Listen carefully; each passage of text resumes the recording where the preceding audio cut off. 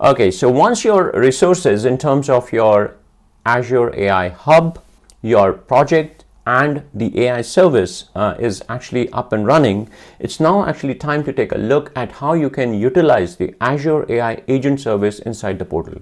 So all you need to do is you need to click on your project, click on Launch Studio, right? When you click on Launch Studio, you'll see that the studio opens, or the Foundry as such for you opens. And here on the left side, you will see agents. So this is what we are interested in.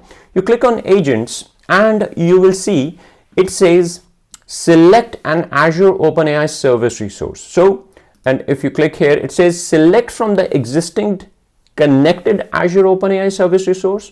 This is where all your agents will be stored. So guys, from here, you can actually get a very good idea that the base, the foundation of Azure AI Agent service is still Azure Open AI.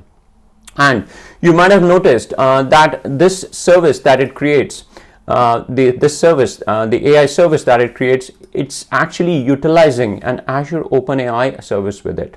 So if you see, if I actually select here, this is the auto-created service, right? So all I'm doing is, as part of my selection, I'm saying, okay, this is the resource that I can give you, and I say, let's go, right?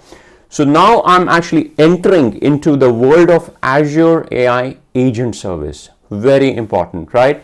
So all I did initially was, I just created the project. I just created an, deployment. So I just created actually the project. I created the hub. And now, if you see, it's automatically opened a screen for me to deploy a model, right? Because when you are actually running an agent is actually running against a deployment. Now, it could be a deployment of GPT. It could be a deployment of Llama models as well.